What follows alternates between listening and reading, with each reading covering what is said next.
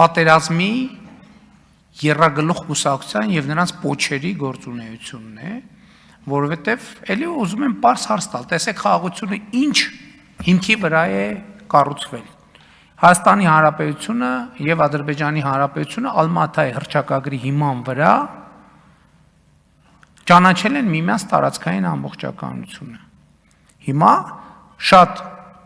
եւ խոսքերով եւ սիմվոլիկայով պատերազմի եռագլուխ կուսակցությունը կասկածի տակ է առնում այդ խաղաղության պայմանավորվածությունը։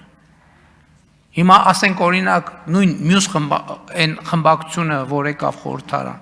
էլի այս նույն դրոշները դնելու է իր սեղանին։ Այդտեղից սկսում է անվտանգային սպառնալիքների գեներացումը, որովհետև ստացվում է, որ խաղաղության համաձայնագրի ճարտարապետությունը Հայաստանի խորհրդանում կա ուժ, որը չի ընդունում։ Հետևաբար սա գեներացնում է սպառնալիք։ Սա շատ ուղիղ գեներացնում է սպառնալիք։ Եվ առաջացնում է ռեակցիաներ։ Եվ մենք պետք է այս պատճառահետևանքային կապերը տեսնենք եւ առերեսվենք այդ պատճառահետևանքային կապերի հետ։ Ես ուղիղ դրա մասին խոսել եմ նախընտրական քարոզչության շրջանում եւ Հայաստանի Հանրապետության ավելի քան 700,000 քաղաքացիներ գնացել են եւ հաստատել են խաղաղության օրակարգին հավատարմությունը եւ սա քաղաքացիների ճնշող մեծամասնությունն է։ Դա ընտրություններում արտահայտված թիվը չի։ Դա քաղաքացիների ճնշող մեծամասնությունն է։ Որովհետև այդ թիվը արտահայտվել է ընտրակաշառքի բերումով, ընտրակաշառքների բերումով։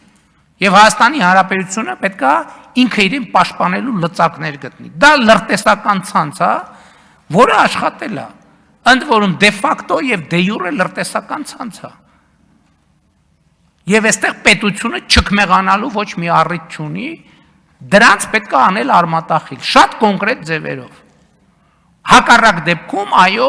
նրանք ամեն ինչ անելու են կոնֆլիկտը վերակենդանացնելու, պատերազմը վերստեղծելու համար։ Մենք հիմա վստահորեն կառավարում ենք իրավիճակը, բայց նաև մեր ժողովուրդը պետք է դրա մասին տեղյակ լինի։ Կարճ ասած, էլի հարց է սա։ Հիմա այդ ուժերը գալու են Ղարաբաղի շարժումը շարունակելու են, թե չեն շարունակելու։ Իրանք այն ուժը, որը գալիս ասում է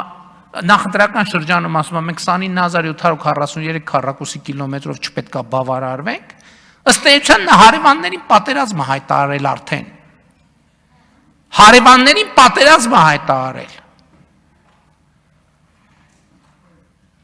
Ընդ որում անորոշ հարևանների անորոշ պատերազմ, այսինքն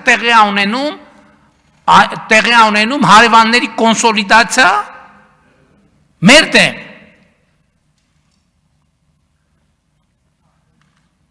Եվ Հայաստանի Հանրապետությունը պետք է ռեակցիա տա։ Հակառակ դեպքում մեզ պետք է ասեն դուք այսինքն համաձայն եք այդ խոսույթի հետ։ Բա ընտրակաշառքով երկիրը բերեն դնեն բանի տակ, հարվածի տակ։ Ու ասենք Հայաստանի որևէ մեկ ուզում է չքմեղանա, բերեն օտարերկրյա գործակալին դնեն ցուցակի երկրորդ համար, որ ազգային ժողովի գաղտնի բաները, արձանագրությունները փողով դուրս է տալիս։ Եվ որև մեկը պետք է չքմեղանա, ու սա ընտրություն չի, սա երեխաների, ոչ, սա միայն ընտրություն չի, սա երեխաների հեղափոխություն է, և երեխաների ապագային սպառնացող, ցանկացած սպառնալիք պետք է ջարդուփշուր արվի հենց բնում։ Այդ սպառնալիքները անուններ ունեն, Ռոբերտ Քոչարյան, կալուգացի օլիգարխ և բելարուսամետ օլիգարխ, պետք է ջախջախվեն իրենց բնում։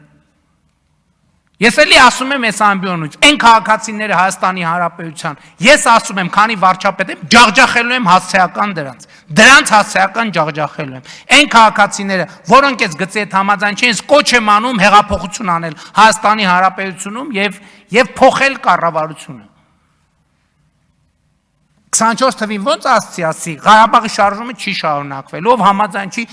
կոչ եմ ընդդիմություն կոչ չի անում դուրս գալ փողոց, ես եմ կոչ անում։ Ասում եմ կալուգացի օլիգարխ Ռոբերտ Քոչարյան, բան, այն մեկը, բելարուսացի, ջախջախելու եմ, անհատապես ջախջախելու եմ,